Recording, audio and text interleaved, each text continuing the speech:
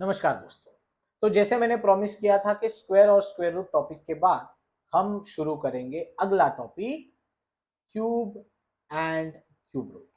तो चिंता मत कीजिए बच्चों, अगर आपको स्क्वायर स्क्वायर रूट समझ में आया है, प्राइम फैक्टराइजेशन कैसे निकालते हैं वो समझ में आया है, तो आपको क्यूब क्यूब रूट भी बहुत आसानी से समझ में आएगा। ओके, तो देखिए क्यूब मतलब क्या वो पहले समझते हैं।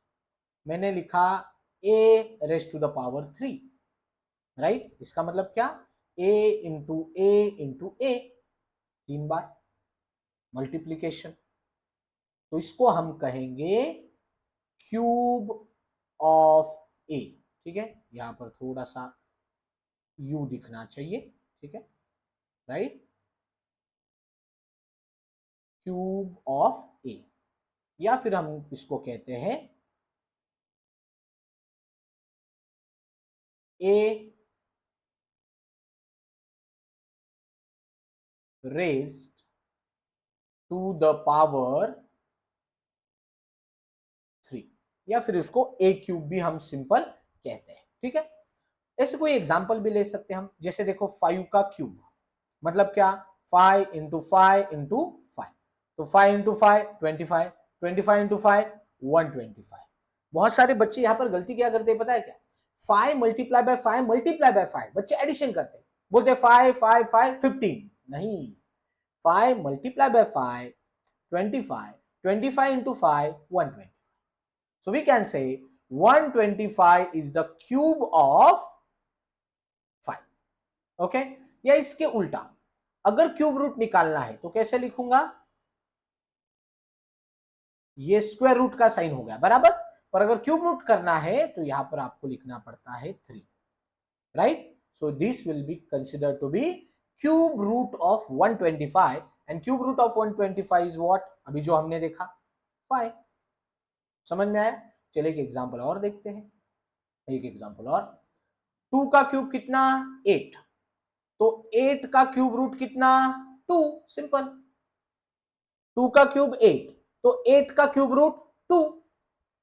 तो ऐसे बच्चों आपको कहां तक क्यूब्स याद होने चाहिए, फ्रॉम 1 टू 20, इतने क्यूब्स आपको याद होने चाहिए।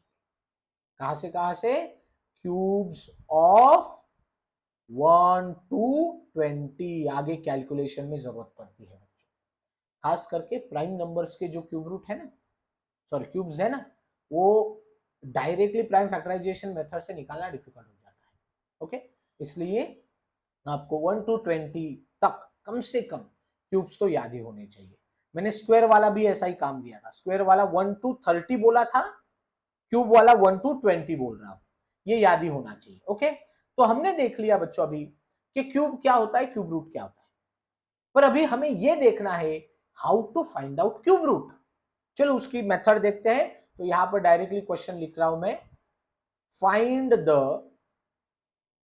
Cube root by. अब बच्चों क्यूब रूट निकालने की एक ही मेथड है, that is prime factorization method. By prime factorization method. Okay, जैसे हमने देखा स्क्वायर रूट निकालने के लिए प्राइम फैक्टराइजेशन भी है और लॉन्ग डिवीजन भी है, पर क्यूब रूट निकालने के लिए सिंपल मेथड है प्राइम फैक्टराइजेशन। ओके, तो चलिए अभी हम एक क्वेश्चन लेते हैं और समझते हैं कि कैसे क्यूब रूट निकाला जा सकता है।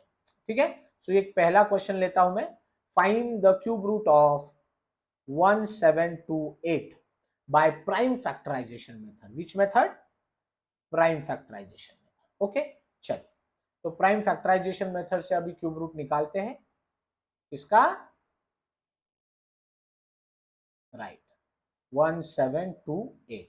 चलो एक एक करके, अब प्राइम नंबर तो आपको पता है, पहला 2 से डिवाइड हो रहा है, यस हो रहा है, तो करो, कितना हो रहा है 8 6 4, वापिस चेक करो, 2 से हो रहा है, हो रहा है 4 3 2, वापिस चेक करो, 2 से हो रहा है, हो रहा है 2 1 6, वापिस चेक करो, 2 से हो रहा है, हो रहा है 108, 2 से हो रहा है, हो रहा है 54, 2 से हो रहा है, यस 27।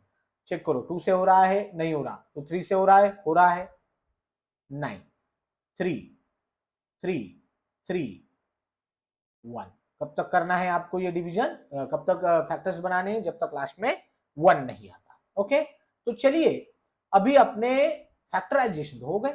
तो ये जो 1728 है, इसको मैं लिख सकता हूं इन सबके मल्टीप्लीकेशन के फॉर्म में। कैसे?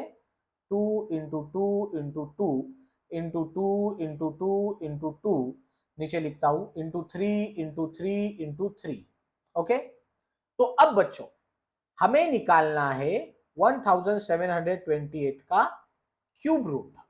तो जब जब क्यूब रूट निकालना होता है, ठीक से सुनो अभी जो बोल रहा हूं, स्क्वायर रूट निकालने के लिए हमने पेयरिंग किया था, जोड़ी बनाई थी दो दो की। क्यूब रूट निकालने के लिए तिकड़ी बनानी है, मतलब ग्रुप बनाना है सेम नंबर का, पर ग्रुप में कितने होने चाहिए? 3। ये देखिए 2 3 बार, 2 3 बार, 3 3 बार। क्यूब रूट निकालने के लिए तिकड़ी बनानी है, ग्रुप में 3 होने चाहिए सेम नंबर, है समझ में? और ग्रुप के बदले में एक नंबर आपको नीचे लेना है। जैसे यहां 2 की तिकड़ी बनी, इसके लिए हमने 2 ले लिया, मल्टीप्लाई बाय, यहां पर भी 2 की तिकड़ी बनी, इसके बदले में ले लिया 2, और यहां पर 3 की तिकड़ी बनी तो यहां ले लिया मल्टीप्लाई बाय।